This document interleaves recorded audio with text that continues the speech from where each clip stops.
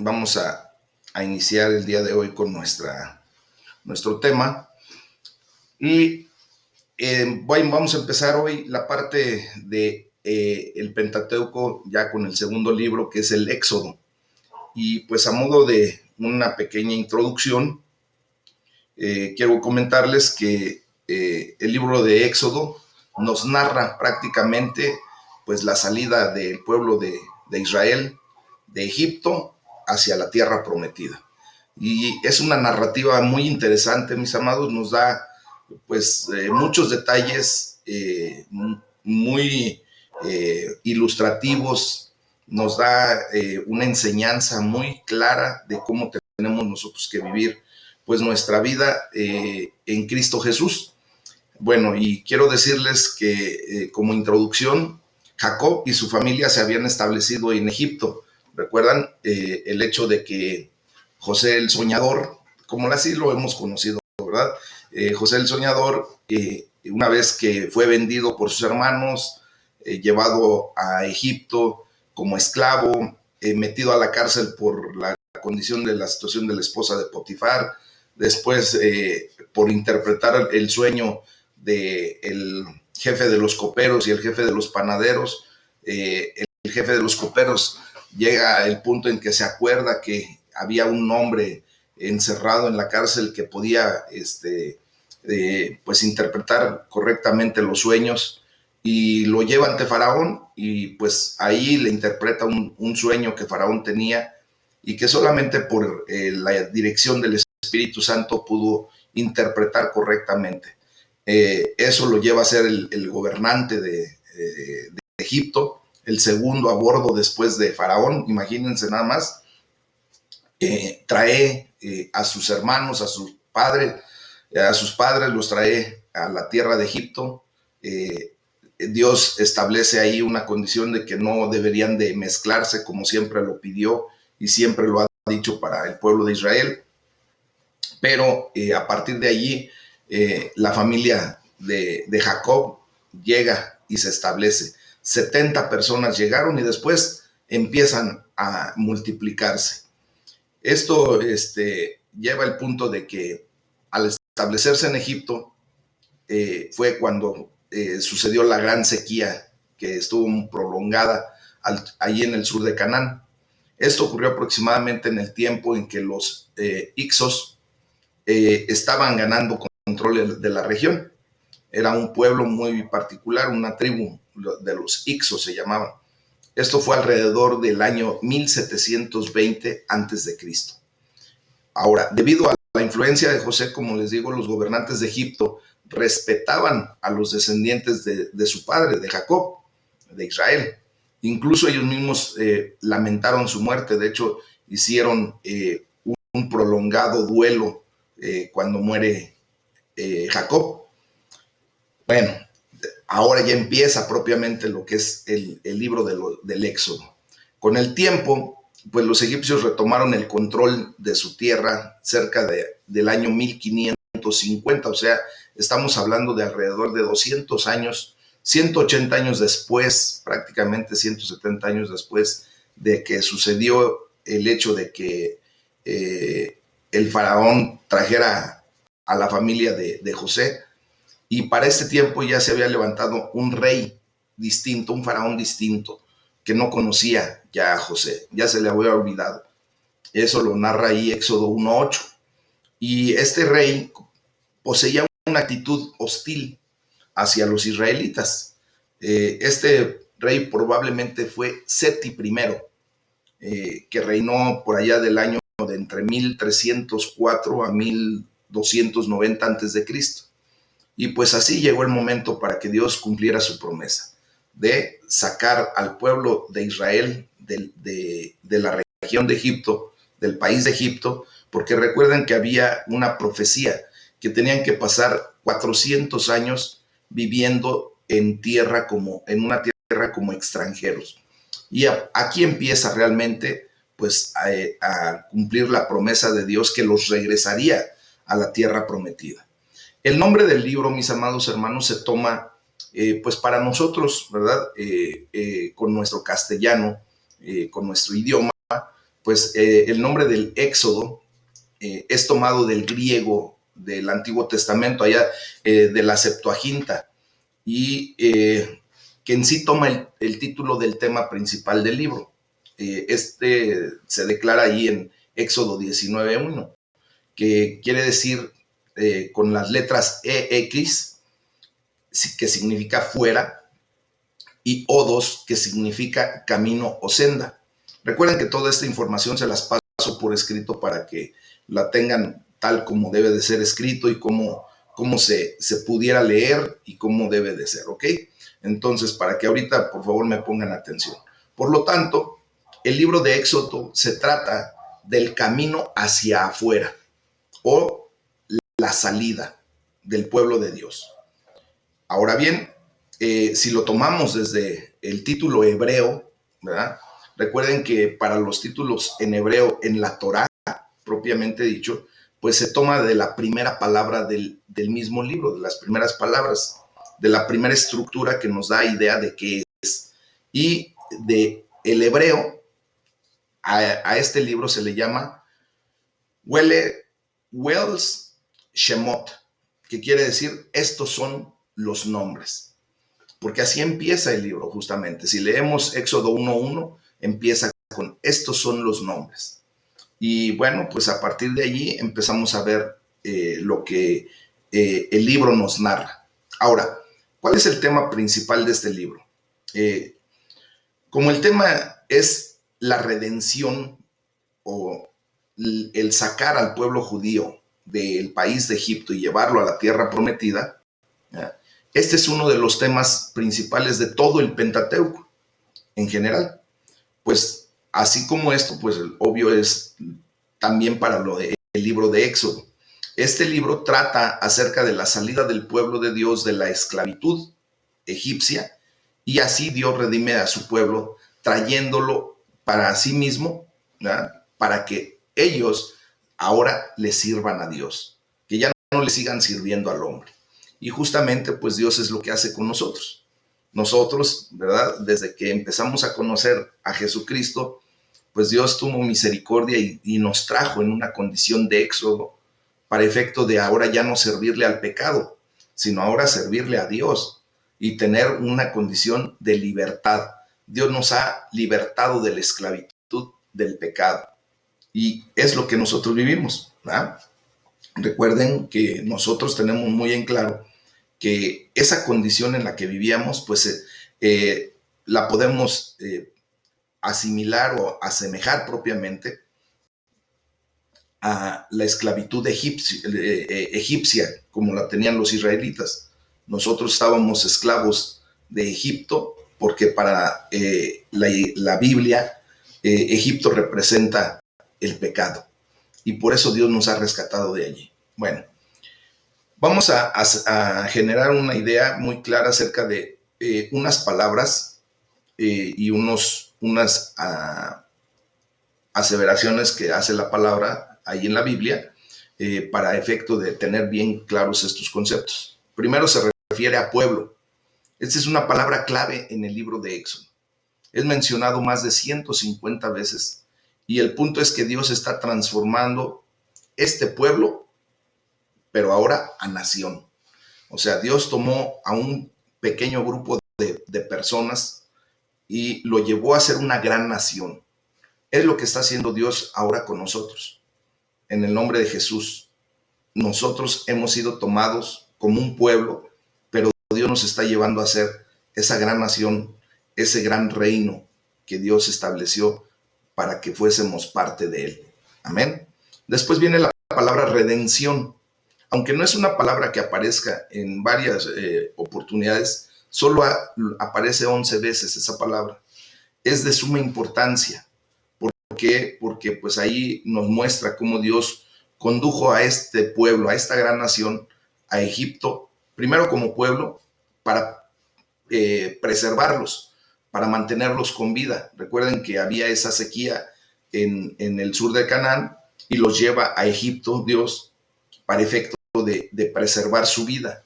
Y aunque han sido tomados como esclavos, pues Dios ha hecho su voluntad. Recuerden que todo proviene de Dios, que es porque el Eterno así lo quiso, y entonces eso permite que se preserve su vida, después se multipliquen, y ahora como una gran nación lo redime para sí mismo, para Él, para Dios.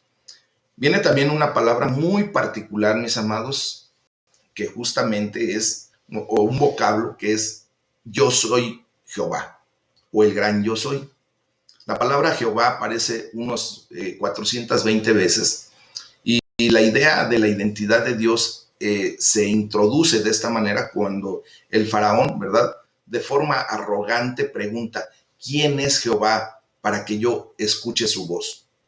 Bueno, pues durante las plagas y las grandes maravillas que Dios hace después en lo que se nos narra en todo este libro, pues Dios revela su poder y su carácter cuando dice, yo soy Jehová. Esa idea pues tiene su apogeo en Éxodo 34, versículos 6 y 7. De hecho, recordemos que a Moisés propiamente le declara su nombre, porque también Moisés dice, bueno, Señor, yo me voy a presentar delante de tu pueblo, pero van a decir, bueno, ¿y a ti quién te mandó? ¿Qué les voy a contestar? ¿Y cómo le dice Dios? Yo soy, diles que yo soy, te mandó. El gran yo soy, el que es el autosuficiente. Recordemos también, mis amados, que el nombre que se declara en ese versículo de Génesis 3:14 y 3:15, pues vemos que es el nombre que Dios declara para que nosotros le conozcamos. Yo soy el que soy. Es justamente, a ver si se ve allí, ahí está, eso es. El nombre que se declara del tetragramatón del nombre de Dios, que es la letra YHWH. Obviamente, como pueden ver, esas letras no se podrían leer porque no hay vocales, solamente son 4 consonantes. Esto ha traído, pues de alguna manera, una serie de situaciones que no permiten de alguna manera ver claramente ese nombre. Se ha traducido del hebreo, de cómo está escrito, al griego primeramente como Jehová, y es como nosotros le conocemos, porque la traducción que tenemos hacia la Reina Valera viene del griego. Ahora, cuando se traduce al latín, se traduce como Yahvé. Ese es lo que normalmente se ha utilizado para la religión tradicional de México. Y se han hecho estudios ya más profundos de cómo sería la fonética, de cómo los hebreos pronunciarían propiamente esas 4 letras, y se ha llegado a la conclusión de que es Yahweh. Ese es el nombre que nosotros deberíamos de utilizar más a menudo o mejor. Pero bueno, pues de alguna manera la costumbre que hemos ya tomado de llamarlo Jehová también es válida, no pasa nada. Podemos utilizar cualquiera de esos 3 nombres, y si lo hacemos también más propiamente, pues el nombre de Hashem o Hashem sería también muy correcto, porque esa estructura de esa palabra quiere decir el eterno, y pues nosotros entendemos quién verdaderamente es el eterno.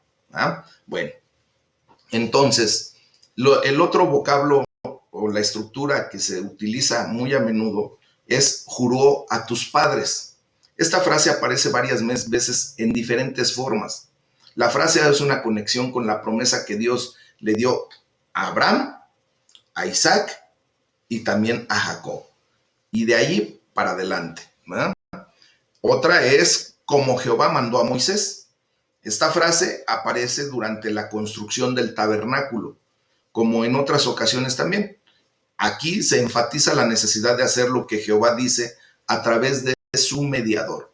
Recuerden que Dios toma a Moisés como su mediador entre él y el pueblo, ¿verdad? Entonces, ese es un comportamiento distinto de lo que Jehová mandó a Moisés. cuando es castigado, cuando de repente él le da una orden y Moisés hace algo diferente. Bueno, tenemos, perdón, cuando otro vocablo es Jehová habló a Moisés. Eso es muy diferente, fíjense. Esta frase pone énfasis en el hecho de que Dios reveló su voluntad a través de Moisés y dice, Dios ha hablado. Moisés mismo dice, y así lo declara, Dios ha hablado para su pueblo esto, y lo lleva al pueblo. El otro, y por último, es el de la palabra santo o santificador. Bueno, la idea de la santidad es introducida aquí y es enfatizada esta idea. En Éxodo, Dios es identificado como santo. ¿Por qué? Porque justamente Él habita en su propia santidad y porque lo es. Por consiguiente, todo lo que está relacionado con Dios, con Él, también lo es. O sea, absolutamente todo lo que se relaciona con Dios es santo. Está apartado, está consagrado para un objetivo muy particular, muy especial. Y ahora se recuerdan ustedes que esa declaración pues también llega a nuestra vida, ¿verdad? ¿Por qué? Porque tú y yo ahora estamos relacionados con Dios y la declaración es muy clarita. Dice, todo lo que está relacionado con Dios también es santo. Si tú y yo tenemos esa relación personal con Dios, obviamente Dios nos ha santificado, Dios nos considera santos porque estamos en esa condición, no porque nosotros tengamos los atributos para poder ser llamados santos. No, no es por eso, es porque a Dios le plació, ¿verdad? A través de la sangre de nuestro Señor Jesucristo, santificar nuestra vida y que nosotros podamos tener esa relación con Él y de esa manera también ser santos. Amén. Bueno, entonces, la nación hebrea o judía es una nación santa, así lo declara Dios. Los sacerdotes son santos entre el pueblo.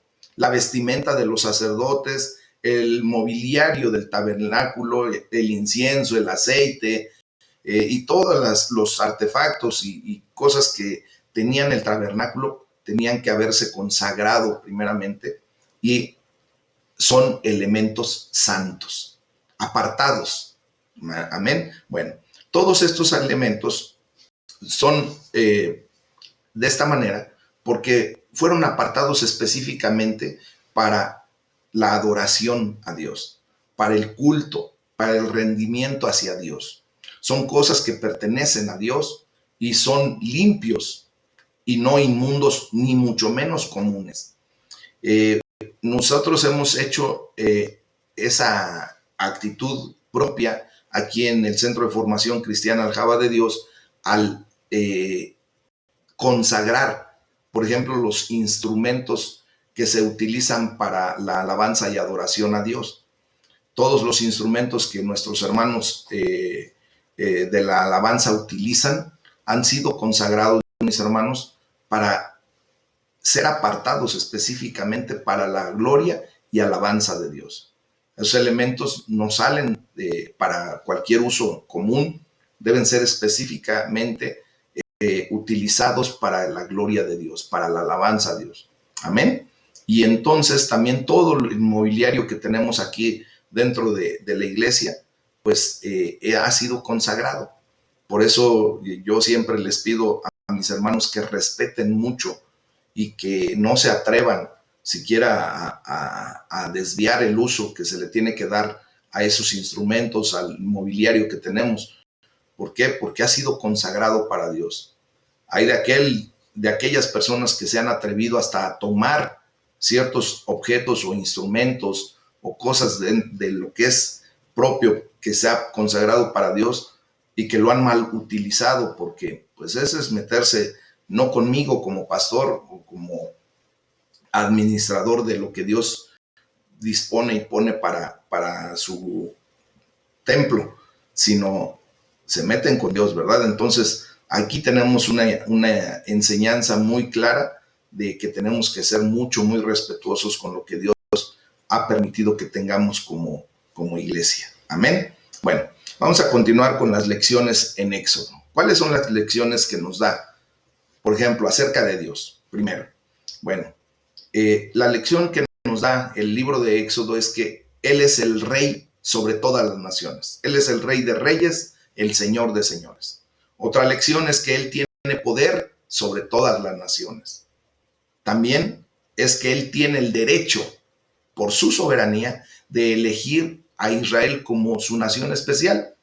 Y eso ya también lo estudiamos ahí en la carta a los Romanos capítulo 9, versículos 14 y 15. Dios tiene su soberanía y esa soberanía le permite hacer lo que su voluntad es. Y por último, también la lección que nos da es que Dios tiene la habilidad de defender y de cuidar a su pueblo. ¿Ok? Ahora, las lecciones que nos da el libro de Éxodo acerca de nosotros como seres humanos, acerca del hombre. El hombre debe ser redimido para tener comunión con Dios. Esa es la primera lección que nos da. O sea, Dios nos tiene que sacar en una especie de éxodo de nuestro pecado, de nuestra condición de inmundicia, de nuestra antigua naturaleza de ser, y nos debe redimir para poder restablecer o establecer esa comunión, esa relación personal con Dios. El punto número 2 es que la redención es asegurada por medio de la obediencia a Dios. ¿Ok? Nosotros, una vez que somos redimidos, como lo hemos aprendido, pues después de haber sido redimidos, tenemos que obedecer a Dios en todos los ámbitos. ¿Por qué? Porque es de esa manera en que nosotros mantenemos esa relación personal con Dios correctamente. Si nosotros estamos en rebeldía, si nosotros no hacemos lo correcto, si nosotros nos metemos otra vez a nuestra antigua naturaleza de ser, pues propiamente le estamos diciendo a Dios, no me interesó tu redención, yo quiero seguir siendo esclavo de mi pecado. Y bueno, entonces tendremos nosotros que vivir las consecuencias, ¿no? No es porque Dios nos haya quitado el derecho de la salvación, no es porque Dios sea el que se aleje, sino nosotros mismos, por la acción de querer retornar o retomar nuestra vida pecaminosa, pues nosotros mismos nos alejamos de Él. Esa es una realidad. Entonces, tenemos que obedecer a Dios. Y el punto número 3 acerca de las lecciones del hombre es que los redimidos debemos reverenciar a Dios y servirlo. Servir a Dios. Amén. ¿Por qué? Porque ahora nosotros hemos venido a ser esclavos por amor. Y nosotros tomamos la decisión de servir a Dios, de poner delante de la presencia de Dios los dones, los atributos, todo lo que Dios ha dado para nuestra vida, venir delante de su presencia y ofrecerlo para su servicio. ¿Para qué Dios te dio una buena voz? Una voz que puede levantarse en un cántico. Pues para que levantes ese cántico a la presencia de Dios. ¿Para qué Dios te dio una capacidad de retención de lo que estamos estudiando? Pues para que también lo declares a otras naciones, a otras personas. ¿Para qué Dios te dio un don, por ejemplo, de hospitalidad? Pues para que propiamente a través de ese don sirvas a Dios y seas hospitalario con la gente, con los hijos de Dios que necesitan de alguna manera pues esa situación. Y así sucesivamente.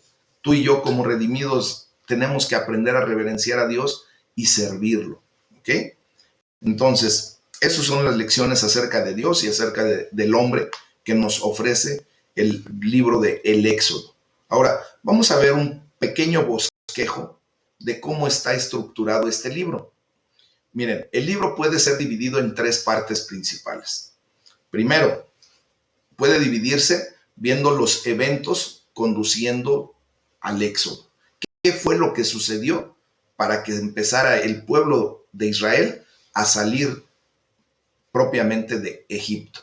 Después tenemos que ver la segunda parte, que es el Éxodo, ya como tal, y el viaje hacia el monte Sinaí, ya cuando van en camino, no los preparativos, no la situación de lo que Dios provocó para que Faraón dejara ir al pueblo de Israel, sino ya lo que es propiamente desde que sale hasta llegar al monte Sinaí. Y la tercera parte en la que se divide es la legislación en Sinaí, que es cuando Dios, a través de su siervo Moisés, le dicta una serie de leyes que, que propiamente venimos a conocer, pues como la ley de Moisés, ¿verdad? Y a partir de ahí se establece que todo el pueblo judío tenía que observar correctamente esa ley. Ahora, como nosotros somos esa nación adquirida por Dios, por la sangre de Cristo, pues ahora ustedes y yo también nos adherimos a esa ley, a ese decreto que Dios hizo, y por eso nosotros también tenemos que obedecer y cumplir con la ley que Dios estableció. Recordemos solamente que nosotros estamos en una condición en donde se ha hecho un pacto en la sangre de Cristo, que es el periodo o la etapa de la gracia, pero tenemos que observar la reglamentación que Dios dio. Recuerden que hay leyes y se ha estudiado en el Talmud, en otros textos judíos, que hay leyes específicas para el pueblo de Israel, pero también hay muchas otras leyes que son también para los no judíos, todos aquellos que venimos a ser adheridos al pueblo, pero que nosotros no tenemos ni cómo ni por qué observar ese tipo de leyes. Me refiero, por ejemplo, ustedes saben que hay una ley para el consumo de alimentos.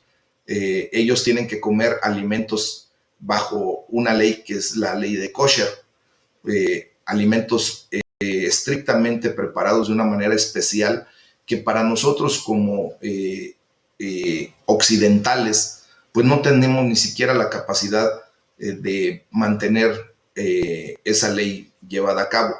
Entonces, para nosotros está eximida, no tenemos por qué llevar la condición de la alimentación kosher.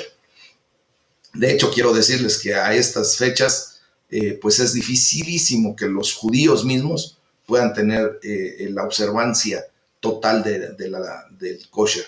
Entonces, hay leyes que son específicas para el pueblo de judío, que ellos deben de seguir observando, deben seguir atendiendo, y nosotros en la era de la gracia, pues tenemos una condición un poquito diferente allí. Pero bueno, ahora vamos a empezar ya propiamente, eso fue a manera de introducción, vamos a empezar ya con lo que es propiamente el libro de Éxodo. Dice la palabra de Dios: los libraré, los tomaré y seré su Dios. Así está declarado. Bueno, pues vamos a ver cómo Dios nos empieza a ver y a enseñar a través de este libro los eventos que Dios preparó y puso en marcha para conducir al pueblo de Dios hacia el éxodo. Bueno, quiero comentarles que a pesar de que Israel se encuentra en medio de un país pagano, un país idólatra, que es Egipto, pues Dios lo sigue bendiciendo porque es su pueblo elegido. Y tal como cuando recién llegó José a Egipto, él sigue estando con ellos. Recuerden que José fue caracterizado porque Dios estaba con él, al grado de que el mismo Faraón reconoció que Dios estaba con José y por lo tanto lo puso al mando de toda su nación después de él, ¿verdad? Pues Dios siguió estando con el pueblo judío aún después de que murió José y aún después de que empezó una situación diferente a lo como vivían cuando José vivía. ¿Ok? Después fueron esclavizados, fueron obligados a trabajar, pero aún ahí Dios se mostró estando con el pueblo judío. Bueno, la voluntad de Dios sigue cumpliéndose a pesar de las circunstancias de la vida. Y eso es lo que quiero resaltar en este momento para ti. ¿Por qué? Porque en muchas ocasiones vemos que las circunstancias que estamos pasando humanamente no las quisiéramos pasar y quisiéramos ver que nunca nos doliera vivir, que nunca pasáramos por situaciones penosas, críticas, que siempre tuviéramos una economía sólida, que siempre tuviéramos salud. Pero quiero decirte que la voluntad de Dios sigue cumpliéndose en tu vida a pesar de la circunstancia que puedas estar pasando. ¿Por qué? Porque Dios quiere dar un tratamiento especial a sus hijos, a ti y a mí, así como se lo dio al pueblo de Israel. Miren, a veces las aflicciones no nos dejan ver la realidad de la situación. Si ellos, ¿verdad?, están siendo afligidos, pero Dios encamina las cosas para el bien. Si tú en este momento estás siendo afligido por alguna circunstancia, déjame decirte que Dios encamina las cosas para bien. Pero esto es cuando se cumple con lo que Él desea. Por eso tú y yo tenemos que someternos a su perfecta voluntad. Y allí vamos a encontrar lo que dice Romanos 8:28, que su voluntad es buena, agradable y perfecta, porque todo proviene de Él y porque todo vendrá a ser bendición para nuestra vida. Todo nos dará una enseñanza, todo nos ayudará para bien. Amén. Bueno, vamos a ver primero el punto donde se narra la aflicción de los israelitas allí en Egipto. En el capítulo 1, del versículo 1 al versículo 22, hace una narrativa muy particular. Y aquí es a donde vemos la profecía de Dios, de Génesis 15:13, ¿verdad? Dice, ten por cierto, voy a citar Génesis 15:13, dice, ten por cierto que tu descendencia morará en tierra ajena y será esclava allí y será oprimida 400 años. Pues bueno, mis amados, ya habían pasado 400 años después de esa declaración, después de que el pueblo judío había llegado a Egipto por la condición de la hambruna en Canaán, y ahora se habían cumplido ya 400 años de estar viviendo en tierra ajena. Ahora vienen las ventajas de Egipto. Todo el pueblo se quedó en un solo lugar en vez de estar esparcido. Esa fue una ventaja. ¿Por qué? Porque Dios concentró a esas 70 personas allí en Egipto y después esas 70 personas se multiplican, pero no estaban esparcidos por un lado y por otro, y se mantienen como un pueblo, y después Dios lo estructura como una gran nación. Eso es una ventaja de estar en Egipto, de que no tuvieron que andar desbalagados por aquí y por allá, ¿ok? Después, otra ventaja que se ve estando en Egipto, los judíos, es que la discriminación de los egipcios les mantuvo unidos como pueblo. Fíjense cómo son las cosas, ¿no? Muchas veces cuando escuchamos la palabra discriminación, pensamos que eso es muy negativo, porque ¿a quién le gusta ser discriminado? A nadie. Pero curiosamente la discriminación que vivía el pueblo de Israel en Egipto, pues simplemente los llevó a mantenerse más unidos que nunca. Y sí o no te ha pasado a ti que cuando dentro de tu seno familiar pasan por una situación de prueba, por una necesidad, se ve la unidad de la familia. Y es una bendición, también es una ventaja. Amén. Bueno, la tercera ventaja que se observa en el pueblo de Israel viviendo allí en Egipto es que estuvieron en contacto con la cultura más avanzada de la época. Obviamente esto trajo también, pues de alguna manera, que la nación de Israel, cuando saliera de Egipto, pues también llevara una, ¿cómo les puedo decir? Una cultura, pues ya con avances tecnológicos, con una situación en donde ellos pues aprendieron también hasta a escribir en un lenguaje muy particular, en el hebreo, bien hecho todo, y salieron de allí pues con tecnología propiamente, ¿verdad? Esas son las ventajas de haber estado en Egipto. Después se nos enseña cómo fue el crecimiento del pueblo. Dice la palabra de Dios ahí en Éxodo 1:7 que los descendientes de Jacob fructificaron y se multiplicaron y fueron aumentados y fortalecidos en extremo. Allí ya empieza a verse la mano de Dios en ese pueblo. También se nos enseña que los egipcios los afligieron con cargas muy pesadas. Éxodo 1:12 dice, pero cuanto más los oprimían, tanto más se multiplicaban y crecían.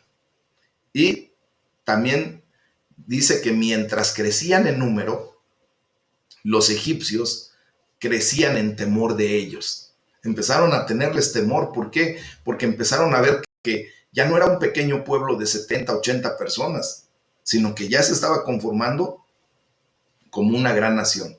Bueno, Otro punto que se nos muestra es que subió al trono un nuevo rey, quien ya no conocía a José, que ya no se enteró propiamente de lo que José había hecho para el pueblo de egipcio.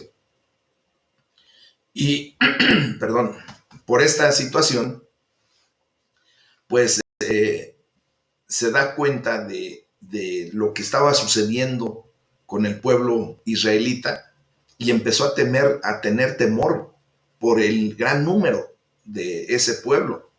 Y eso lo lleva a mejor esclavizarlos, someterlos, subyugarlos para que trabajen para Egipto, pero de una manera como esclavos, no como trabajadores remunerados, sino obligados a trabajar para Egipto. ¿Ok? Bueno, después vemos cómo los ricos y poderosos piensan que pueden maltratar a los pobres y débiles, como se ha visto a lo largo de la historia de la humanidad, ¿verdad? Y eso ocurre aquí. Sin embargo, Dios puede intervenir a favor de los oprimidos, y así lo hace con su pueblo, liberándolos del opresor, dándoles vida fructífera y también dándoles un sentido a sus vidas. No estaban nada más viviendo por vivir, sino que simplemente venían a hacer una situación en donde Dios les estaba dando un sentido de identidad, de pertenencia, un sentido propiamente para su vida. Les da planes para haber puesto en sujeción a Israel. Y entonces vemos cómo empiezan una cosa atroz. Los obligan los egipcios a un trabajo duro, extremadamente duro. Era el trabajo que ningún egipcio quería hacer. Después vemos cómo hay una orden de matar a todos los varones recién nacidos. Y después también hacen una orden, el faraón, el nuevo rey, de tirar a todo bebé varón al río Nilo. Y al final, cuando Moisés empieza a hablar al pueblo judío para empezar el proceso del éxodo, pues el rey, el faraón, los obliga a juntar el propio material o la propia materia prima para hacer los ladrillos que estaban obligados a hacer. Y así empieza una realidad, una condición de vida en donde los israelitas tenían que sufrir lo que el rey, que no conocía lo que había sucedido antes para la salvación de su propio pueblo, pues ahora vertía hacia el pueblo judío pues toda una condición de, por su temor, mejor esclavizarlos, maltratarlos y provocar que ya no hubiera multiplicación. Todos nosotros podríamos pensar que todo eso fue atroz, que fue algo pues muy indignante, muy fuera de orden, pero Dios así lo permitió. ¿Para qué? Para mostrar su gloria, su poder y su autoridad. Fíjense bien, vamos a ver que el nacimiento y la educación de Moisés se da a través de circunstancias y condiciones muy particulares. Moisés, perdón, déjeme traer algo.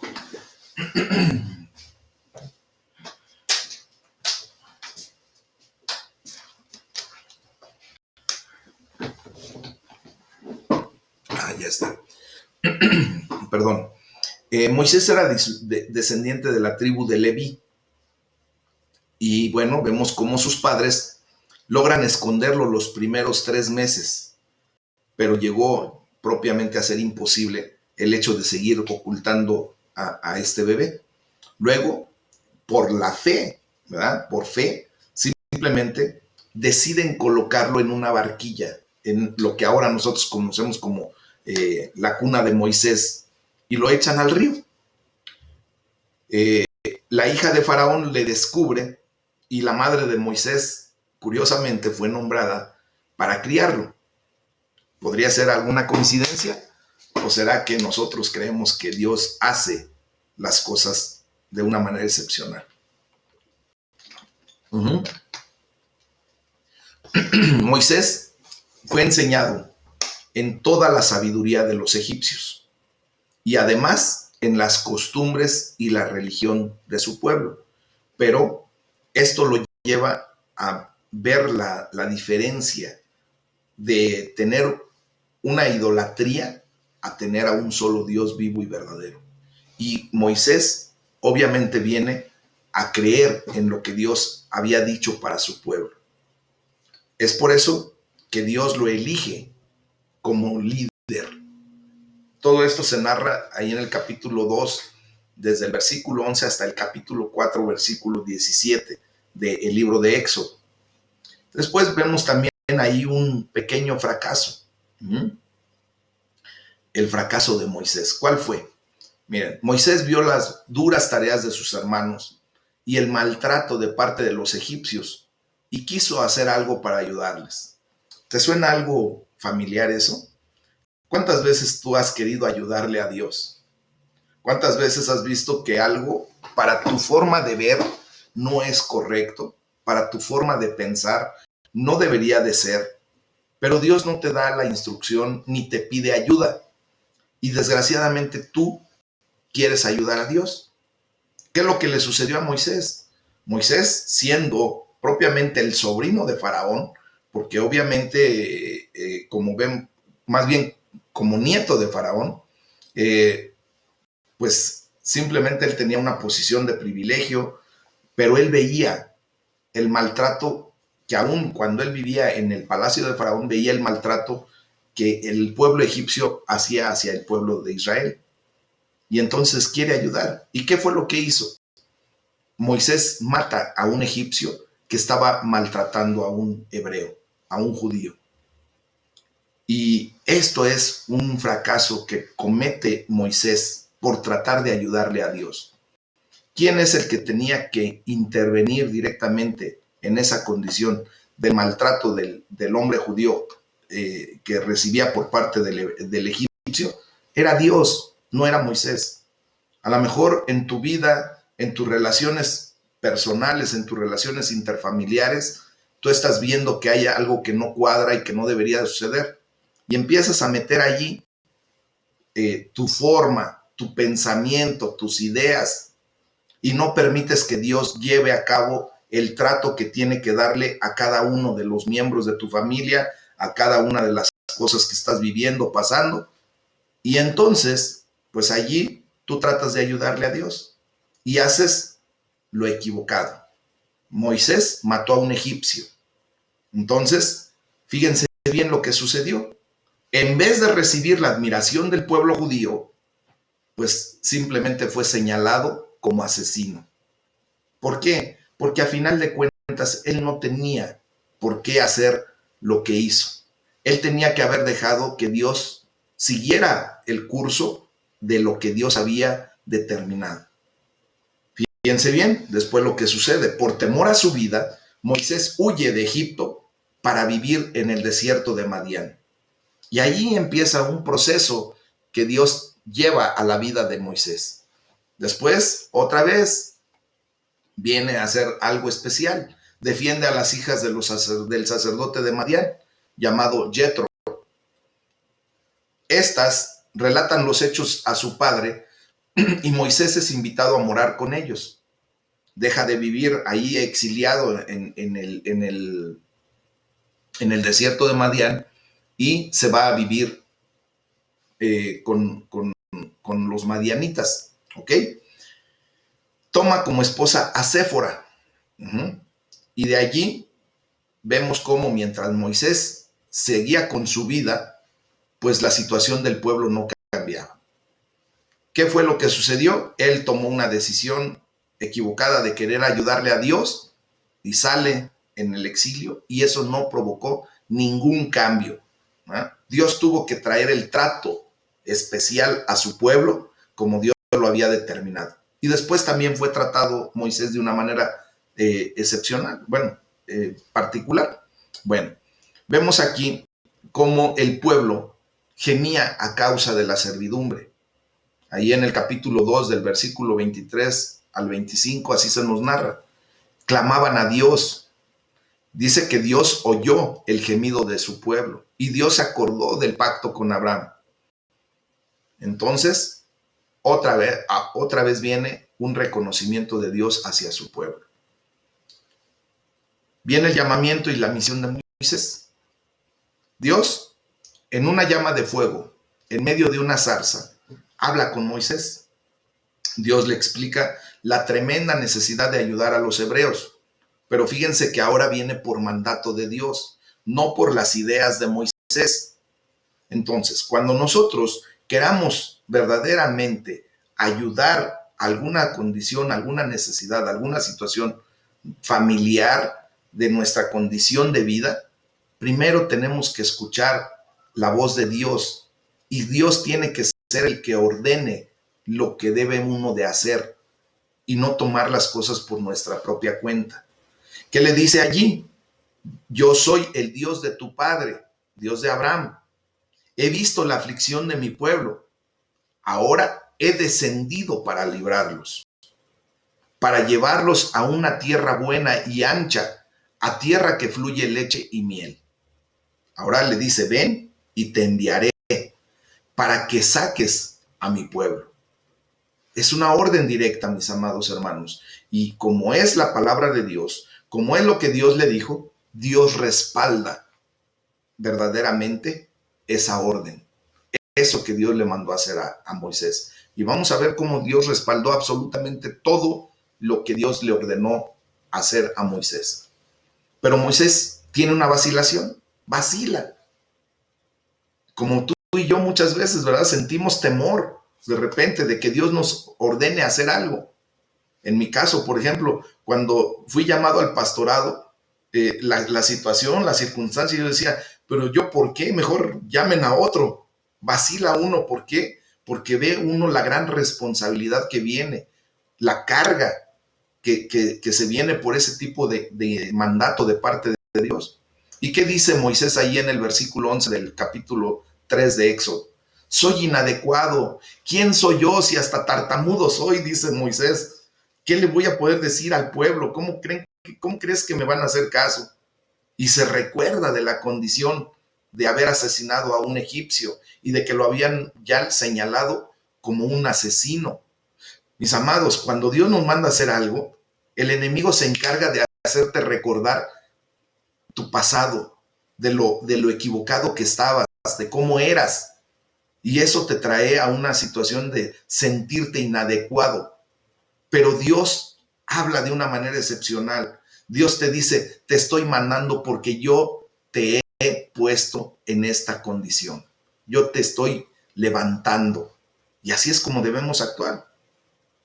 De hecho, le pregunta, no sé ni siquiera cuál es su nombre, Señor. Y dice, allí en el versículo 13, si me preguntaran cuál es su nombre, cuál es el nombre de esa persona que te está mandando a liberarnos, ¿qué les responderé? De hecho, tiene también otra vacilación y dice, ellos no me creerán, ni siquiera van a escuchar mi voz, no me van a oír, no me conocen a mí. Simplemente yo vengo de una tierra de Madián y me vuelvo a insertar en Egipto y ellos ni siquiera se acuerdan de quién soy yo. También le hace una observación, dice, no sirvo para hablar, como les digo. Nunca he sido hombre de fácil palabra. Soy tartamudo, le está diciendo, ¿no? Y luego llega el punto en que dice, no quiero ir. Envía por medio del que debes enviar, pero que no sea yo. ¿Y cuál es la respuesta de Dios, mis amados?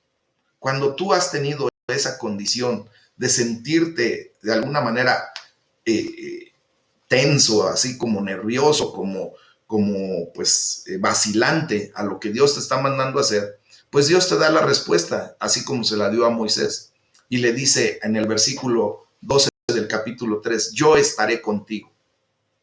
Y le da una orden muy especial, le dice, diles claramente, yo soy, me envió a ustedes. Diles también que el Dios de Abraham me apareció diciendo, he visto lo que les hace Egipto. Le ordena que les diga, yo los sacaré y ellos escucharán tu voz. Y también le dice, diles que iremos camino a 3 días para ofrecer sacrificios a Jehová nuestro Dios, eso se lo tiene que decir directamente a Faraón. Y bueno, Dios le da 3 señales para respaldar lo que le ordenó que hiciera con ese pueblo. Primero, le entrega poderes a su vara y le dice, por esto te van a creer. ¿Qué tienes en la mano? Una vara. Bueno, pues haz eso con la vara. ¿Ah? Y le entrega poderes. También infecta su mano primero con lepra y dice, si no creen la primera señal, creerán la segunda. Después le dice, si aún no creyeren, tomarás las aguas del río y se harán sangre en la tierra. Y le dice, ¿no soy yo Jehová? Ve y yo estaré en tu boca o con tu boca.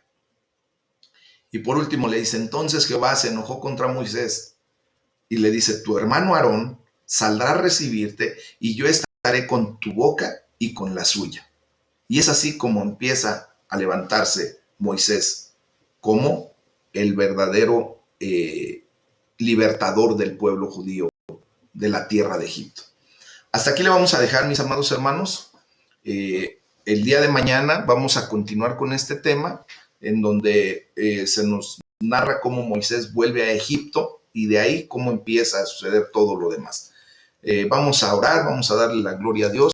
Les voy a enviar el día de hoy la información completa de todo el tema, aun cuando no lo hayamos acabado. Es extenso, obviamente. Tuve que haber hecho la introducción y eso, pero por favor ténganlo, lo van a tener el día de hoy, de mañana, y hasta que terminemos ese tema, ya les enviaré la parte que sigue, ¿ok? Vamos a orar.